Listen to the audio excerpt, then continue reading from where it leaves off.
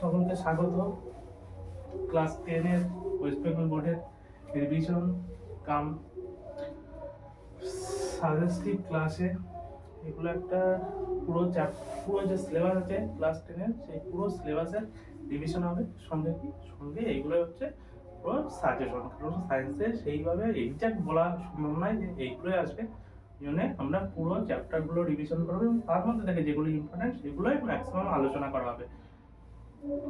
আমাদের ফার্স্ট যে চ্যাপ্টার ছিল সেই চ্যাপ্টারের নাম কি হচ্ছে? চ্যাপ্টারের নাম হচ্ছে পরিবেশের জন্য ভাবনা, কনসার্ন অ্যাবাউট এনভায়রনমেন্ট। এই পরিবেশের জন্য ভাবনা যে ফার্স্ট চ্যাপ্টারটা ছিল, এই ফার্স্ট চ্যাপ্টার থেকে যে কোশ্চেনগুলো আসতে পারে আজকে মেনলি সেই টপিকগুলো নিয়ে আলোচনা করা হবে। ফার্স্ট কি আছে? ফার্স্ট আমাদের জানতে হবে কি বায়ুমণ্ডল। এবার বায়ুমণ্ডলের মধ্যে কি আসতে পারে? বায়ুমণ্ডলের উপাদান, কম্পোনেন্ট অফ অ্যাটমসফিয়ার। অ্যাটমসফিয়ারের মধ্যে কি কি উপাদান থাকে? সবথেকে বেশি থাকে, আমরা জানি কি থাকে? সবথেকে বেশি থাকে নাইট্রোজেন। নাইট্রোজেনের পরিমাণ কত? 78.09%। তারপরে থাকে অক্সিজেন 20.95%। তারপরে কি থাকে? তারপরে থাকে আর্গন, তারপরে থাকে কি আর্গন 0.93%।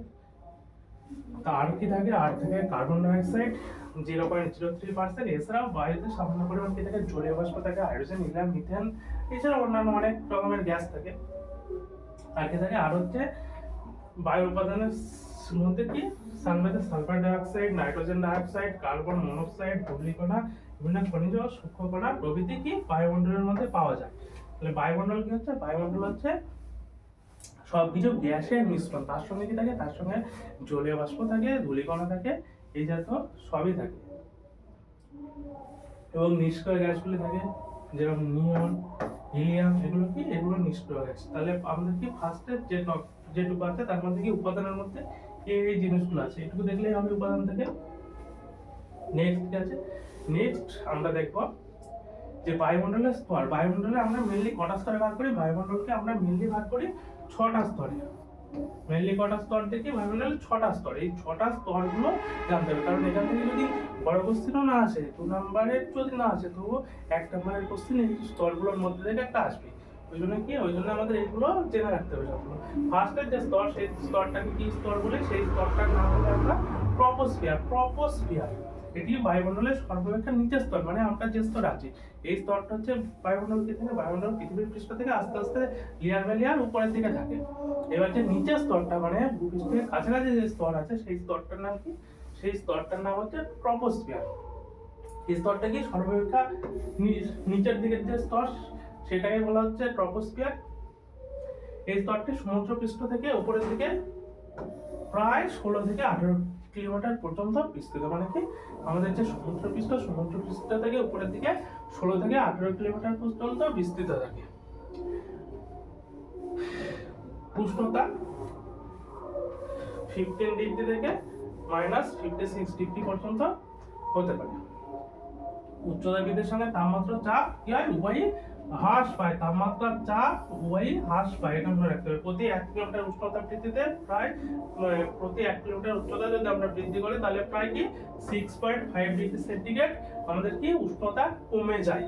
বায়ুমণ্ডলের প্রায় 75%, মনে রাখতে হবে, প্রায় 75% গ্যাসীয় উপাদান ধূলিকণা জলকণা যাচ্ছে, সেগুলো সবই এই ট্রপোস্ফিয়ারের মধ্যেই আছে। এবং এই ট্রপোস্ফিয়ারের সবথেকে ইম্পর্টেন্ট যেটা হচ্ছে সেটা এটাকে কি বলা হয়? এটাকে বলা হয় ক্ষুব্ধমণ্ডল বা পরিবর্তনশীল স্তর। কেন বলা হয়? কারণ হচ্ছে এই স্তরে যখন মেঘ, ঝড়, বৃষ্টি এই জাতীয় যে জিনিসগুলো সেইগুলো আমাদের ট্রপোস্ফিয়ারেই দেখা যায়। ওই জন্য এই স্তরটাকে কি বলে? এই স্তরটাকে বজ্রপাত, ঝড়, বৃষ্টি প্রভৃতি এই স্তরে ঘটে বলে এই স্তরটাকে কি ক্ষুব্ধমণ্ডল বা পরিবর্তনশীল স্তর বলা হয়। তাহলে ক্ষুব্ধমণ্ডল কোনটা? ক্ষুব্ধমণ্ডল বা পরিবর্তনশীল স্তর সেটা হচ্ছে ট্রপোস্ফিয়ার। আর ট্রপোস্ফিয়ারের উপরের দিকে স্থির উষ্ণতার অঞ্চলকে কি বলে? স্থির উষ্ণতার যে অঞ্চল থাকে, মানে 10 থেকে প্রায় 16 কিমি পর্যন্ত যে অঞ্চল সেটাকে বলা হয় ট্রপোপজ। তাহলে কোন জায়গাটা? ট্রপোপজ হচ্ছে ট্রপোস্ফিয়ারের যে উপরের দিকে লেয়ার, সেই উপরের দিকে লেয়ারটা সেটাকে বলা হচ্ছে ট্রপোপজ। মনে রাখবে। তাহলে আমাদের হলো ট্রপোস্ফিয়ার কমপ্লিট। এবার কি দেখতে হবে? ট্রপোস্ফিয়ারের পরে আমরা সেকেন্ড স্তর কি? সেটা হচ্ছে স্ট্র্যাটোস্ফিয়ার। স্ট্র্যাটোস্ফিয়ার হচ্ছে ট্রপোস্ফিয়ারের পরবর্তী, মানে ট্রপোপজের পরের যে স্তর সেটাকে বলা হচ্ছে স্ট্র্যাটোস্ফিয়ার। ঠিক আছে। স্ট্র্যাটোস্ফিয়ারের মানে স্ট্র্যাটোস্ফিয়ার বলতে হচ্ছে ট্রপোস্ফিয়ারের উপর থেকে অর্থাৎ 16 থেকে প্রায় 45 কিমি পর্যন্ত যে স্তর, সেই বায়ুমণ্ডলের যে স্তর, সেই স্তরটাকে কি বলা হয়? স্ট্র্যাটোস্ফিয়ার। স্পেলিং গুলো শুধু দেখে রাখতে হবে, স্ট্র্যাটোস্ফিয়ার। এই স্তরের উষ্ণতা কি হচ্ছে? ওই স্তরে যে উষ্ণতা ছিল সেইখান থেকে আস্তে আস্তে বাড়ছে। তাহলে এই স্তরে কি হচ্ছে? এই স্তরে উচ্চতা বাড়ার সঙ্গে সঙ্গে উষ্ণতা বাড়ে। উষ্ণতা কত হয়? -56 ডিগ্রি সেন্টিগ্রেড থেকে শুরু করে 0 ডিগ্রি পর্যন্ত যায়। তার মানে কি এই স্তরে উচ্চতা বৃদ্ধির সঙ্গে উষ্ণতা কি হয়? উষ্ণতা বৃদ্ধি পায়। উচ্চতা বৃদ্ধির সঙ্গে উষ্ণতা কি হয়? বৃদ্ধি পায়। বাতাসের পরিমাণ কি হয়? যত উচ্চতায় যায় তত বাতাসের পরিমাণ কমতে থাকে।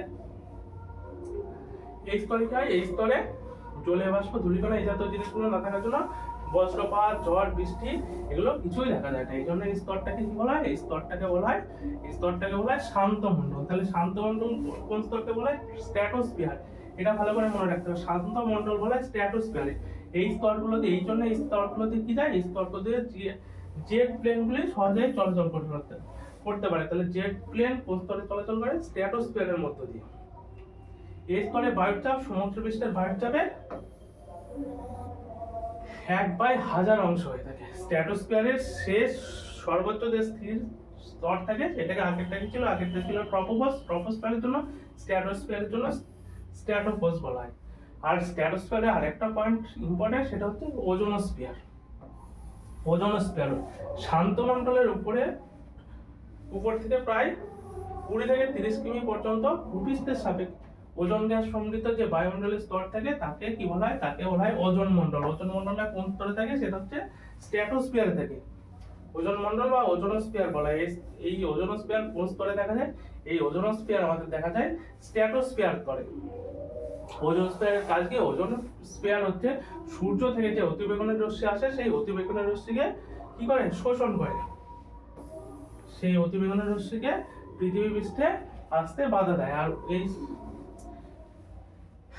এই ওজোনোস্ফিয়ারের উষ্ণতা প্রায় 76 ডিগ্রি সেন্টিগ্রেডের কাছে থাকে।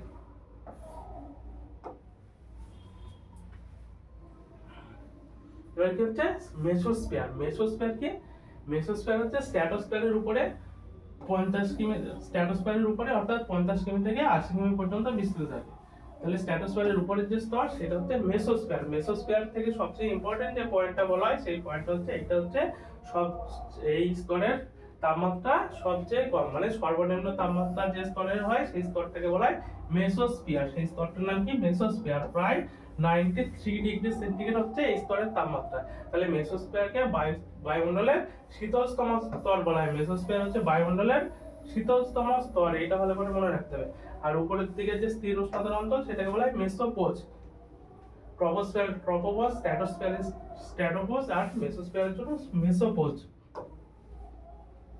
এবার হচ্ছে কি থার্মোস্ফিয়ার। তারপরের যে স্তর সেই স্তরটা মানে 4 নম্বর স্তর যেটা, সেই স্তরটার নাম হচ্ছে থার্মোস্ফিয়ার। বা এই স্তরের আরেকটা কি নাম বলা হয়? আরেকটা নাম বলা হয় আয়নোস্ফিয়ারও বলা হয়। এই স্তরটা কি হচ্ছে? এই স্তরটা মেসোস্ফিয়ারের উপরে থাকছে, মানে 80 থেকে প্রায় 500 কিমি পর্যন্ত বিস্তৃত থাকে এই থার্মোস্ফিয়ার। এই স্তরে কি থাকে? এই স্তরে বাতাসের কোনো অস্তিত্ব পাওয়া যায় না, তাই আকাশকে কালো বর্ণের দেখায়। এই উচ্চতা বৃদ্ধির সঙ্গে সঙ্গে অতিবেগুনি রশ্মি, এক্স-রে, গামা রে, মহাজাগতিক রশ্মি প্রভাবে দ্রুত হারে বৃদ্ধি পেতে থাকে। তার মানে কি এই স্তরে এই যে রশ্মিগুলো এগুলো বৃদ্ধি পেতে থাকে। এর ঊর্ধ্বসীমার উষ্ণতা প্রায় হচ্ছে 1250 ডিগ্রি সেন্টিগ্রেড। এই স্তরের নিম্নাংশে বায়বীয় উপাদানগুলি সূর্যরশ্মির তেজস্ক্রিয় ক্ষুদ্র তরঙ্গ দ্বারা ধনাত্মক আর কি হয় ঋণাত্মক আয়নে ভেঙে যায়। তার মানে কি হয়? যে বায়বীয় উপাদানগুলো আছে সেইগুলো সূর্যরশ্মির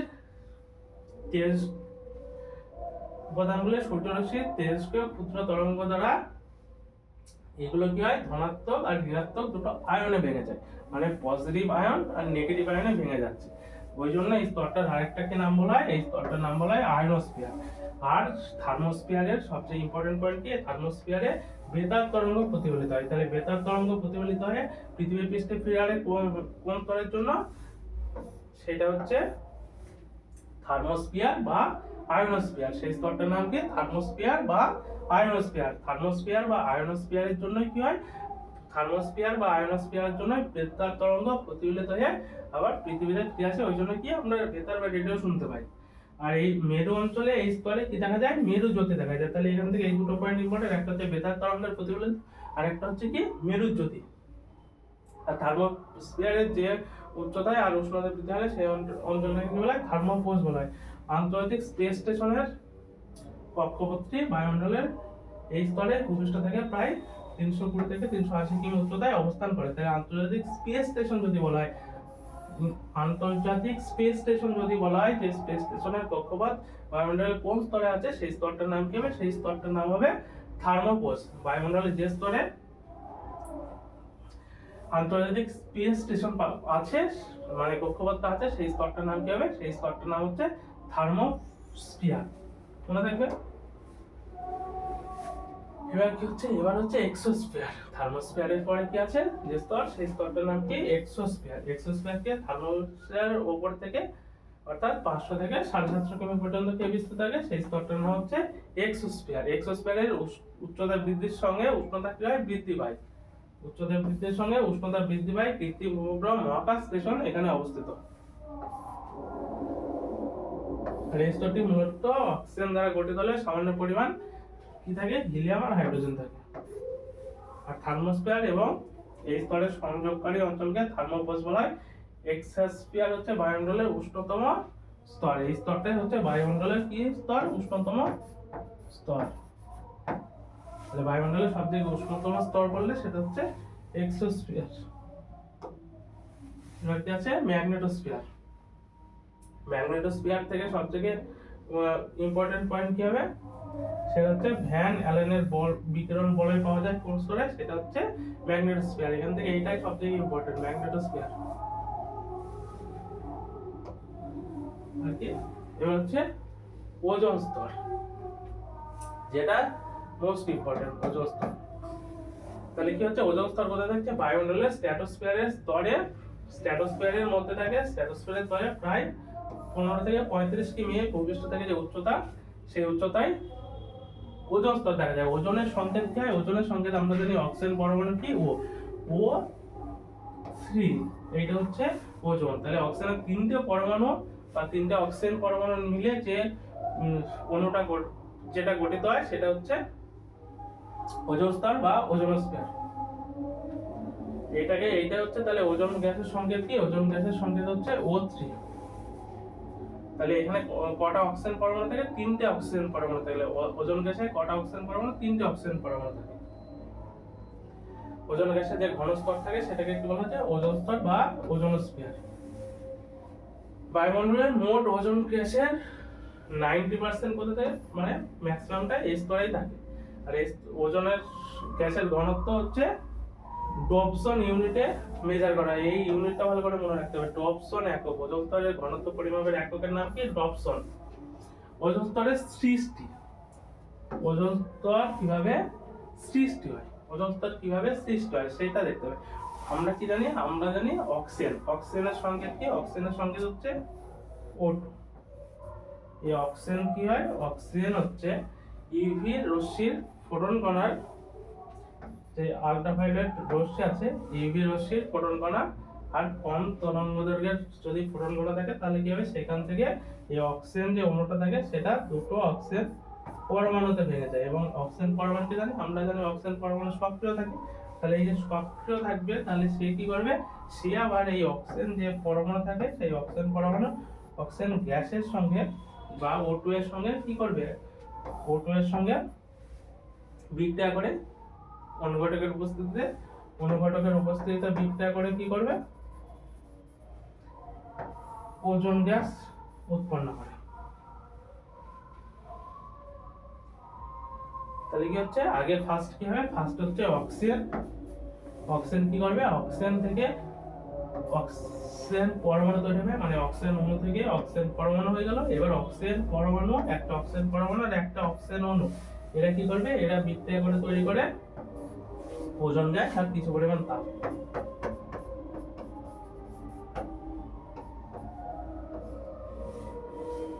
এটা গেল ওজোন গ্যাসের সৃষ্টি।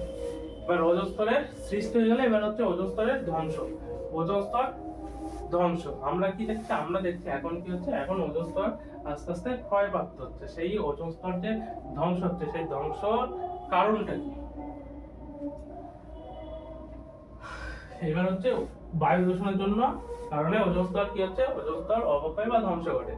ওজোন গ্যাস সৃষ্টির তুলনায় ধ্বংস বেশি হলে ওজোন স্তর পাতলা হতে শুরু করে। তার মানে কি, কন্টিনিউয়াস ওজোন স্তরের সৃষ্টি হচ্ছে, আবার যদি ধ্বংস হতে থাকে তাহলে ওজোন স্তর সৃষ্টি হচ্ছে, ধ্বংস হচ্ছে। এবার ধ্বংস আর পরিমাণটা যদি বেড়ে যায় তাহলে কি হবে, তখনই ওজোন স্তরটা কি হবে, পাতলা হতে শুরু করবে। এইটাকেই বলা হয় ওজোন স্তরের অবক্ষয় বা বিনাশ। আর এর ফলে কি হয়, ওজোন গহ্বর বা ওজোন হোলের সৃষ্টি হয়। প্রাকৃতিক কারণে এবং মনুষ্য সৃষ্ট কারণে ওজোন গহ্বরের সৃষ্টি হয়ে থাকে। মনুষ্য সৃষ্ট কারণের মধ্যে কি আছে, সিএফসি, যে ক্লোরোফ্লোরোকার্বন। এই যৌগ, তার সঙ্গে কি থাকে, নাইট্রোজেনের অক্সাইড সমূহ যৌগ, যেটা নাইট্রোজেন অক্সাইড বা nitrogen monoxide, nitrogen dioxide, dinitrogen trioxide, এই জাতীয় যৌগগুলো। তার সঙ্গে হ্যালোন যৌগ সমূহ আছে, হ্যালোন 1211, হ্যালোন 1301। এইগুলো কি হচ্ছে, ওজোন স্তরের বিনাশ ঘটাচ্ছে এগুলো। এর মধ্যে আমাদের মোটামুটি দুটো জিনিস ভালো করে করতে হবে, একটা হচ্ছে সিএফসি দ্বারা কিভাবে হচ্ছে, আর নাইট্রোজেন ঘটিত যৌগ দ্বারা কিভাবে ওজোন স্তর ধ্বংস হচ্ছে, সেই দুটো দেখতে হবে। আমরা ফার্স্টে দেখছি ওজোন স্তর ধ্বংসে এই যে নাইট্রোজেন ঘটিত যৌগগুলো আছে তাদের কি ভূমিকা। নাইট্রোজেন ঘটিত যৌগের মধ্যে কি আছে, নাইট্রোজেন মনোক্সাইড যদি দেখি, সেটা কি হবে, ওজনের সঙ্গে বিক্রিয়া করছে, ওজনের সঙ্গে বিক্রিয়া করে নাইট্রোজেন ডাইঅক্সাইড আর অক্সিজেন ক্রিয়েট করছে। তাহলে কি হচ্ছে, নাইট্রোজেন মনোক্সাইড ওজনের সঙ্গে বিক্রিয়া করে, তার মানে কি হচ্ছে, এখান থেকে ওজোন গ্যাস ক্ষয়প্রাপ্ত হচ্ছে বা ধ্বংস হচ্ছে। সেখান থেকে কি উৎপন্ন হচ্ছে, সেখান থেকে অক্সিজেন উৎপন্ন হয়ে যাচ্ছে। আবার কি, নাইট্রোজেন ডাইঅক্সাইড কি করে, ওজনের সঙ্গে বিক্রিয়া করে নাইট্রোজেন মনোক্সাইড আর বিহরণ অক্সিজেন উৎপন্ন করে। তাহলে কি হচ্ছে, নাইট্রোজেন মনোক্সাইড হচ্ছে, নাইট্রোজেন ডাইঅক্সাইড হচ্ছে, দুটোই কি হচ্ছে, ওজনের সঙ্গে বিক্রিয়া করে ওজনকে ধ্বংস করছে এবং তার জায়গায় অক্সিজেন উৎপন্ন করছে। এইটা একটু লিখতে হবে শুধু যদি আসে। আর কি আছে, এবার হচ্ছে সিএফসি, এটাও খুব ইম্পর্টেন্ট। সিএফসি যৌগ সময়ের ভূমিকা কিসের, কার ক্ষেত্রে ভূমিকা, যেটা হচ্ছে ওজোন গ্যাস ধ্বংস হচ্ছে, ওজোন গ্যাস ধ্বংসে সিএফসি জাতীয় যৌগগুলির ভূমিকা কি। সিএফসির মধ্যে আমরা মেইনলি দুটো দিয়ে দেখবো, একটা হচ্ছে ডাইক্লোরোফ্লোরোমিথেন, একটা হচ্ছে ডাইক্লোরোফ্লোরোমিথেন, আর একটা হচ্ছে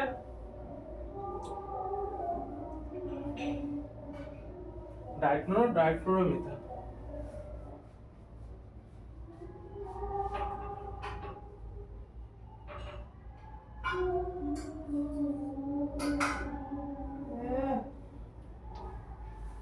একটা হচ্ছে কি CF2Cl2, আর একটা হচ্ছে Cl3, মানে ট্রাইক্লোরোফ্লোরোমিথেন। এটা হচ্ছে ট্রাইক্লোরোফ্লোরোমিথেন, আর একটা হচ্ছে ডাইফ্লোরোমিথেন। এরা কি করে, ফার্স্টে CFCl3 আছে, CFCl3 কি করবে, আল্ট্রাভায়োলেট রশ্মির সাহায্যে CFCl2 উৎপন্ন করবে আর সক্রিয় ক্লোরিন উৎপন্ন করবে। এই যে ক্লোরিনটা এখান থেকে বেরিয়ে যাচ্ছে, এটা হচ্ছে একটা কি, সক্রিয় ক্লোরিন উৎপন্ন হবে। সক্রিয় ক্লোরিন মানে কি, সবসময় বিক্রিয়া করার জন্য এগিয়ে থাকবে।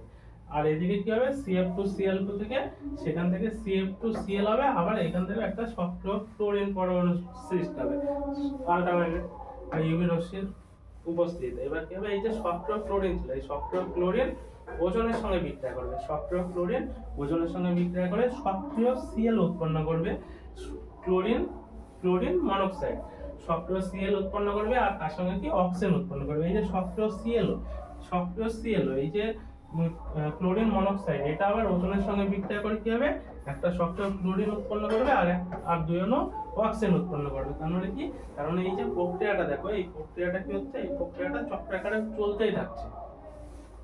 এখান থেকে সক্রিয় ক্লোরিন ছিল, এখান থেকে সক্রিয় ক্লোরিন ছিল। এবার কি হবে, এই যে সক্রিয় ক্লোরিন, তাহলে এখান থেকে পেয়েছে, এখান থেকে পেয়েছে, যে কোনো একটা সক্রিয় ক্লোরিন নিতে সে ওজনের সঙ্গে বিক্রিয়া করে কি করছে, ক্লোরিন মনোক্সাইড উৎপন্ন করছে, আর কি করছে, আর অক্সিজেন গ্যাস উৎপন্ন করছে।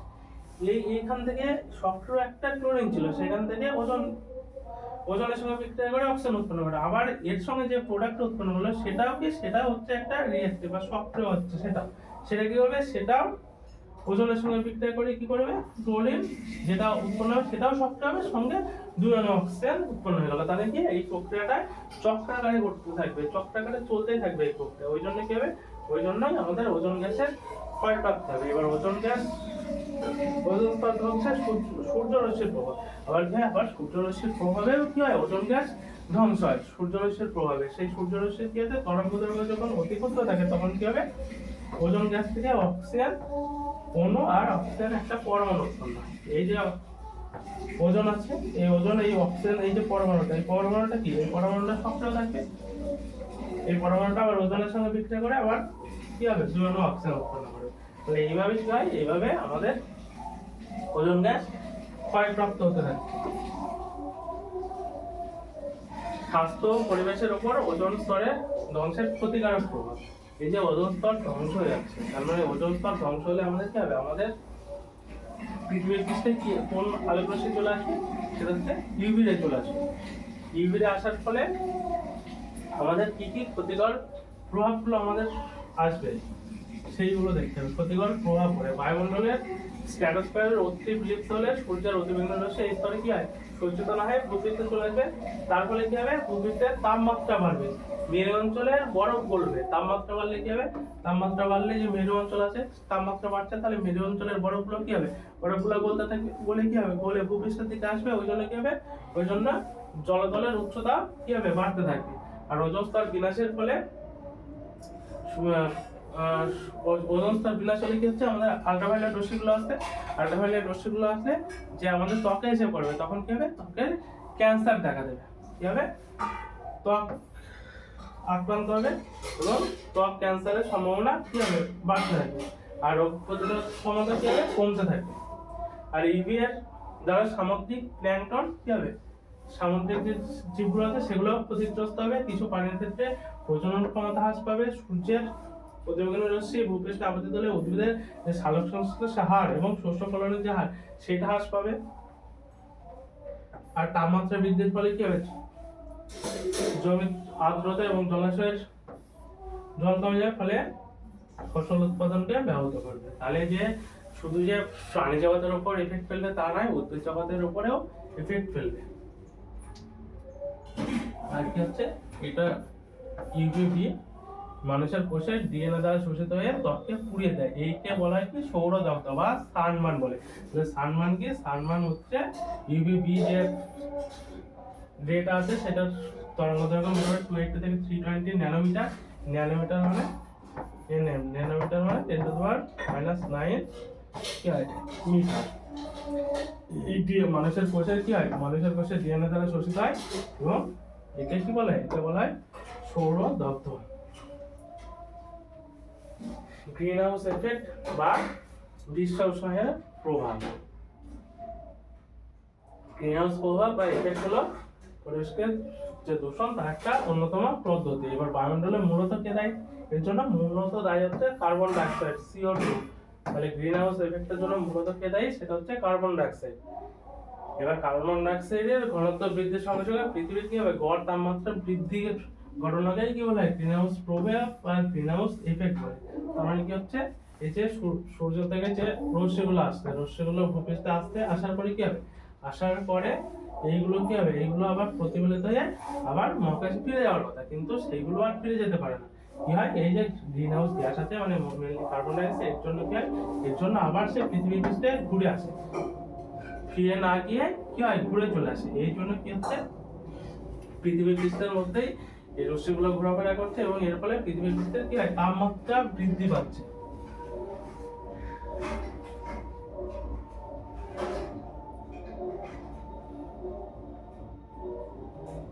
যে গ্রিন হাউস গ্যাস, এই গ্রিন হাউস গ্যাস গুলো কি কি আছে, এখান থেকে মেনলি জানতে হবে গ্রিন হাউস গ্যাস। প্রধান গ্রিন হাউস গ্যাস বললে সেটা কি হচ্ছে, সেটা কার্বন ডাইঅক্সাইড, ম্যাক্সিমাম যেটা সেটা হচ্ছে কার্বন ডাইঅক্সাইড। আর তার সঙ্গে কি থাকে, জলীয় বাষ্প থাকে, methane, chlorofluorocarbon, nitrous oxide, nitrogen dioxide বায়ুমণ্ডলে গ্রিন হাউস প্রভাব সৃষ্টি করে। বড় বড় শহরে CO2 এর পরিমাণ বৃদ্ধি পায়, সেখানকার উষ্ণতা 4 থেকে 6 ডিগ্রি পর্যন্ত প্রায় বৃদ্ধি পেয়েছে। এটার জন্য এই যে গ্রিন হাউস গ্যাসের জন্য। তাহলে গ্রিন হাউস গ্যাস এটাও একটা ইম্পর্টেন্ট জিনিস আমাদের পৃথিবী পৃষ্ঠের উষ্ণতা বৃদ্ধির জন্য। এবার গ্লোবাল ওয়ার্মিং জানো, এটা হচ্ছে ভূপৃষ্ঠের বা পৃথিবী পৃষ্ঠের যে উষ্ণতা বৃদ্ধি হচ্ছে সেটা হচ্ছে গ্লোবাল ওয়ার্মিং। এবার গ্রিন হাউস প্রভাব এবং গ্লোবাল ওয়ার্মিং এর ফলাফল, এর ফলে কি হচ্ছে, পৃথিবী পৃষ্ঠে আগে যা দেখলাম তাই বরফ আরো বেশি করে গলবে, তাপমাত্রা বৃদ্ধি পাচ্ছে, জলস্তরের উচ্চতা বৃদ্ধি পাবে। এর ফলে নিচু যে দেশগুলো বা জায়গাগুলো আছে সেগুলো কি হবে, জলের তলায় চলে যাবে। উষ্ণতা বৃদ্ধির ফলে সাইক্লোন, টর্নেডোর গতি বাড়বে এবং বনভূমি নষ্ট হবে। বিজ্ঞানীদের গবেষণা অনুযায়ী কি হবে, গ্লোবাল ওয়ার্মিং এর ফলে 44% স্তন্যপায়ী আর 23% প্রজাতির পাখি বিলুপ্ত হবে। এর ফলে কি হবে, ইকোসিস্টেমের বিশেষভাবে ক্ষতিগ্রস্ত হবে। গ্রিনহাউস গ্যাস নির্গমন আসে যে কিছু উপায় কি হচ্ছে, মেন উপায় কি, আমাদের CO2 এর উৎপাদন হ্রাস করতে হবে। সেই জন্য কি হবে, অপ্রচলিত বা পুনর্নবীকরণ যে শক্তিগুলো আছে সেই শক্তি ব্যবহারে আমাদের আরো কি জোর দিতে হবে। আর কি বনভূমি একটা মুখ্য ভূমিকা পালন করে, ওই জন্য আমাদের কি বনভূমি ধ্বংস না করে আরো বনভূমি সৃষ্টির পরিকল্পনা করতে হবে। আর কি হবে, CFC জাতীয় যে গ্যাসগুলো সেগুলোর উৎপাদনের হ্রাস টানতে হবে বা উৎপাদন কমাতে হবে। আর সৌরশক্তি, বায়ুশক্তি এইসব শক্তিগুলোর ব্যবহার বাড়াতে হবে।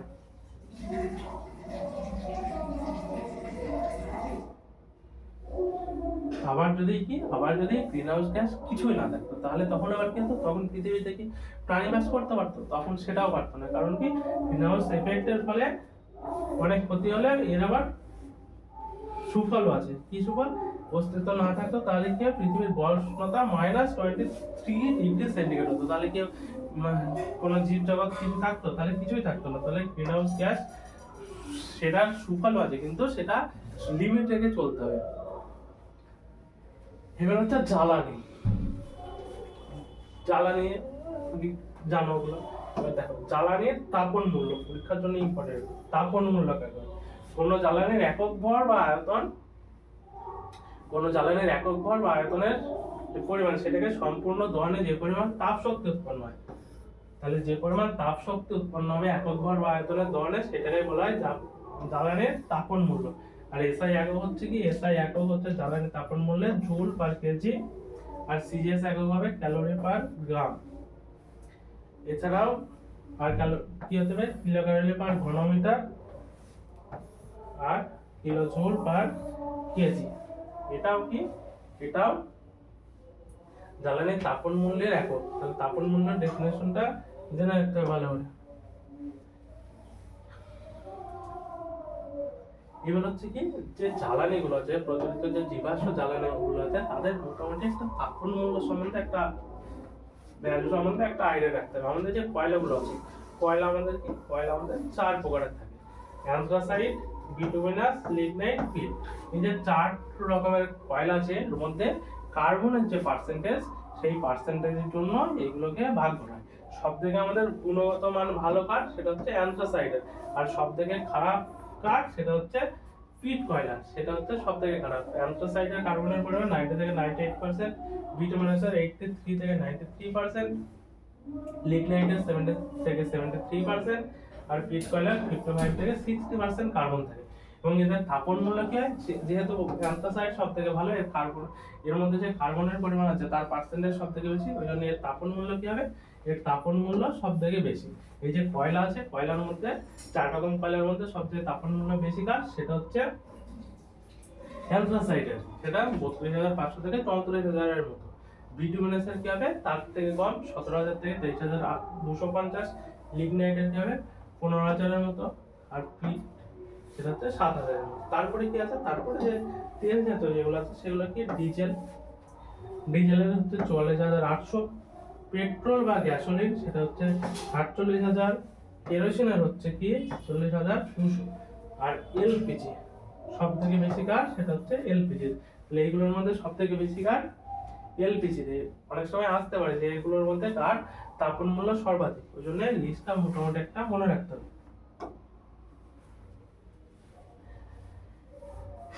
এবার হচ্ছে কি স্থিতিশীল উন্নয়নের ধারণা। স্থিতিশীল উন্নয়নের ধারণা, স্থিতিশীল উন্নয়ন হলো এমন একটি ধারণা বা পরিকল্পনা যা ভবিষ্যৎ প্রজন্মের নিজস্ব চাহিদা পূরণ করার ক্ষমতাকে ব্যাহত না করে বর্তমান প্রজন্মের চাহিদা পূরণ করতে পারে। সেটা হচ্ছে স্থিতিশীল উন্নয়নের ধারণা। তাহলে স্থিতিশীল উন্নয়ন কি ধারণা দিচ্ছে, যে আমাদের যা কিছু আছে সেগুলো আমরা ইউজ করবে, বর্তমান প্রজন্ম ইউজ করে, কিন্তু যে ভবিষ্যৎ যে প্রজন্ম থাকবে সে চাহিদা পূরণ করার ক্ষমতাকে ব্যাহত না করে, তাদের যেন কোনো অসুবিধা না হয় সেটা না করে যে বর্তমান প্রজন্মের চাহিদা পূরণ করতে পারে। এবার হচ্ছে কি স্থিতিশীল উন্নয়নের তিনটি প্রধান লক্ষ্য। পুনর্নবীকরণ যে সম্পদগুলো আছে সেগুলো সুস্থায়ী ব্যবহার, পুনর্নবীকরণ যে উৎসগুলো আছে সেগুলো সুস্থায়ী ব্যবহার, সুস্থায়ী অর্থনীতি আর সুস্থায়ী সমাজ। আর কি হচ্ছে এখান থেকে স্থিতিশীল বৃদ্ধি ও উন্নয়নের জন্য সৌরশক্তি, বায়ুশক্তি, জোয়ার-ভাটা, ভূতাপ শক্তি, বায়োমাস শক্তি এবং বায়োগ্যাসের এদের ব্যবহার, এই ব্যবহারগুলো আমাদের কি বাড়াতে হবে। এই ব্যবহারগুলো যদি আমরা বাড়াতে পারি তাহলে স্থিতিশীল বৃদ্ধি এবং উন্নয়নের জন্য শক্তির ব্যবহার গুলো একান্ত আবশ্যক। এবং চিরাচরিত শক্তি যেরকম জীবাশ্ম জ্বালানি গুলো আছে এগুলো কি, এগুলো হচ্ছে এগুলোর উৎস সীমিত, এগুলো একসময় শেষ হবে, তাই যে অচিরাচরিত শক্তি আছে সেগুলো ব্যবহার বাড়াতে হবে। এবার এই যে শক্তিগুলো আছে শক্তির উৎসগুলো এগুলোর কাজ সম্বন্ধে বা সৌরশক্তির ব্যবহার সম্বন্ধে আমাদের একটু জানতে হবে। সৌরশক্তি কি হয়? সৌরশক্তির সাহায্যে সৌরকোষ বা আলোক ভোল্টেক কোষ, ফটোভোল্টিক সেল এর সাহায্যে কি হবে সূর্যালোক থেকে বিদ্যুৎ উৎপাদন করা যায়। এই বিদ্যুতের সাহায্যে কি হয় রান্না, ছোট pump, radio, television, telephone, street line, signalling এর ব্যবস্থা করা হয়। তাহলে সৌরশক্তির যে সৌরকোষ বা আলোক ভোল্টেজের কোষ আছে বা ফটোভোল্টিক সেল, সোলার সেল এর সাহায্যে কি হবে, এর সাহায্যে বিদ্যুৎ উৎপন্ন করা যায়। শীত প্রধান দেশে ঘর গরম রাখা হয় না।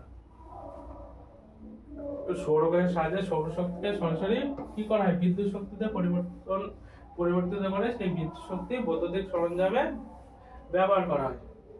এটা গেল সৌরশক্তির ব্যবহার। এবার যদি আমরা দেখি বায়ুশক্তির ব্যবহার, বায়ুশক্তি কি হবে টারবাইন ঘুরিয়ে উইন্ডমিলে টারবাইন ঘুরিয়ে বিদ্যুৎ উৎপাদন করা হয়।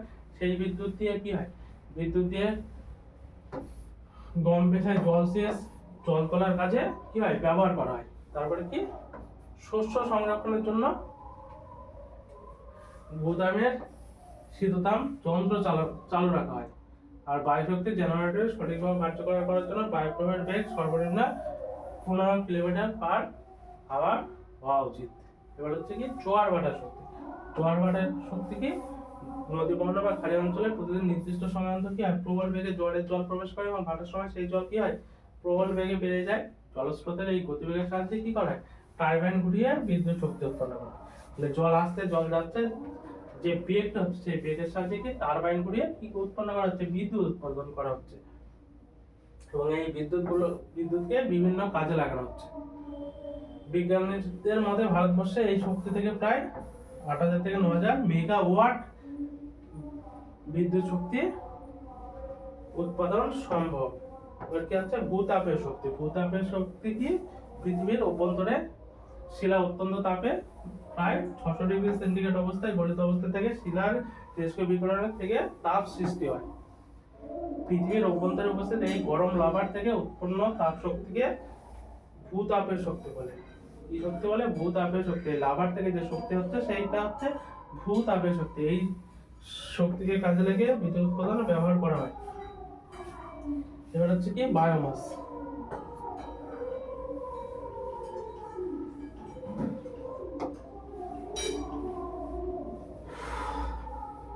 বায়োমাস কি? বায়োমাস বা জীববল শক্তির ব্যবহার। বায়োমাস বা জীববল শক্তি বলতে বোঝায় নির্দিষ্ট অঞ্চলে জীবের মোট ভর।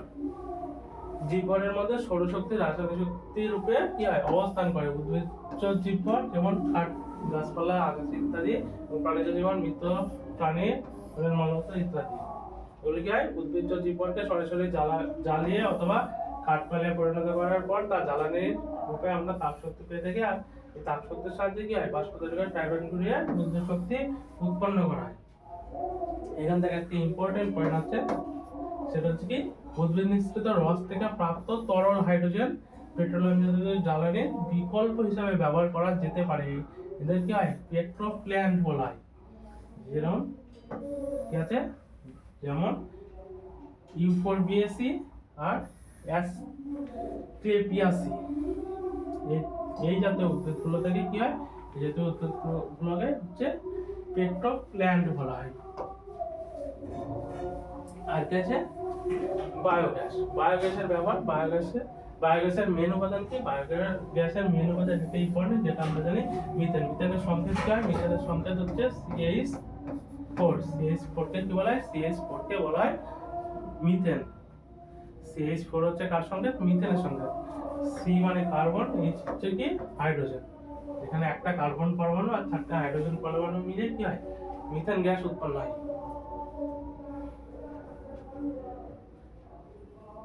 বায়োগ্যাস কি? বায়োগ্যাসটা একটু জানতে হবে। মিথোজেনিক ব্যাকটেরিয়া। মিথোজেনিক ব্যাকটেরিয়া কি? কার বায়ুর অনুপস্থিতিতে, বায়ু মানে অক্সিজেনের অনুপস্থিতিতে পচে মিথেন গ্যাস উৎপন্ন করে। এই মিথেন গ্যাসকে কি বলা হয়? মিথেন গ্যাসকে বায়োগ্যাস বলা হয়। মিথেন গ্যাসের নামই হচ্ছে বায়োগ্যাস। এই পদ্ধতিতে প্রায় 80% মিথেন এবং বাকি 20% কি কার্বন ডাই অক্সাইড থাকে। বায়োগ্যাস রান্নার কাজে জ্বালানি হিসেবে ব্যবহার করা যায়। এছাড়া বায়োগ্যাস থেকে বিদ্যুৎ প্রস্তুতের কাজে ব্যবহার করা যায়। তাহলে এগুলো এটা গেল বায়োগ্যাসের। হচ্ছে বায়োফুয়েলের ব্যাপার। বায়োফুয়েল কি? যেমন biodiesel, bio ethanol, bio ether, এগুলো কার্বন ঘটিত যৌগ থেকে ভৌত রাসায়নিক পদ্ধতিতে প্রস্তুত যে জ্বালানি সেটা হচ্ছে বায়োফুয়েল। বর্তমানে পেট্রোল বা গ্যাসোলিনের সঙ্গে কি করা হচ্ছে? সর্বাধিক 10% ইথানল মিশিয়ে গ্যাস ওল উৎপন্ন করা হয়। যা গাড়িতে জ্বালানি রূপে ব্যবহার করলে দূষণ কম হয়। আর একটা ইম্পর্টেন্ট হচ্ছে সেটা হচ্ছে মিথেন হাইড্রেট। এটাও খুব ইম্পর্টেন্ট। মিথেন হাইড্রেটের সংকেত কি? মিথেন হাইড্রেটের সংকেত হচ্ছে 4CH4 23H2O। বরফের মতো দেখতে একটি সাদা কেলাসাকার কঠিন পদার্থ। এর মধ্যে 13.4% মিথেন থাকে। এইটাকেই বলা হয় মিথেন হাইড্রেট বা আগুনে বরফ। এটা খুব ইম্পর্টেন্ট। মিথেন হাইড্রেট বা আগুনের বরফ, ফায়ার আইস বলা হয়। মিথেন হাইড্রেট বা আগুনের বরফ, এর সংকেতটা ইম্পর্টেন্ট। সংকেতটা হচ্ছে 4CH4 23H2O। 1100 মিটার নিচে সমুদ্রের তলদেশে শিলাস্তরের নিচে মিথেন হাইড্রেট পাওয়া যায়। 1100 মিটার নিচে সমুদ্রের তলদেশে শিলাস্তরের নিচে মিথেন হাইড্রেট পাওয়া যায়। এবার মিথেন হাইড্রেটকে কিভাবে সংগ্রহ করা যেতে পারে? মিথেন হাইড্রেট থেকে যে মিথেন হাইড্রেট আছে, মিথেন হাইড্রেট থেকে মিথেনকে কিভাবে সংগ্রহ করা যেতে পারে? কিভাবে সংগ্রহ করা যায়? CO2 গ্যাসকে মিথেন হাইড্রেটের স্তরে পাইপ দিয়ে প্রবেশ করালে CO2 কি হয়? CO2 মিথেন হাইড্রেট থেকে মিথেন গ্যাসকে প্রতিস্থাপিত করে। কারণ কি? এই যে CO2 আছে, এই CO2 যে মিথেনের যে H2O আছে, এই যে বন্ধন, এই বন্ধনটা আর CH4, এই যে CH4 আর H2 এর যে বন্ধন আছে, এই বন্ধনের তুলনায় বেশি শক্তিশালী। তার মানে কি? CO2 আর H2 মিলে যে বন্ডটা তৈরি করবে, সেই বন্ডটা কি হবে? বেশি শক্তিশালী হবে। কার থেকে? CH4 আর H2 এর যে বন্ডটা ছিল। তার মানে কি হচ্ছে? এই যে যৌগটা ছিল, এই যৌগটা ভেঙে গিয়ে এই CO2 আর H2 এর মধ্যে বন্ড তৈরি হবে, সেখান থেকে CH4 উৎপন্ন হবে। মোটামুটি এইগুলো ইম্পর্টেন্ট পয়েন্ট ছিল এই চ্যাপ্টার থেকে। এরপরে কি হবে? এরপরে আমরা ইম্পর্টেন্ট কোশ্চেন নিয়ে আসবো। এই চ্যাপ্টারে কি কি ইম্পর্টেন্ট কোশ্চেন আছে, কিন্তু ম্যাক্সিমাম যে টপিক, সেই টপিকটা আজকে আলোচনা করা হলো। ম্যাক্সিমাম এই টপিকগুলো এই চ্যাপ্টার থেকে ইম্পর্টেন্ট। এগুলো ভালো করে আরেকবার সব রিভিশন দেন, তাহলে হবে। থ্যাংক ইউ সকলকে, ধন্যবাদ।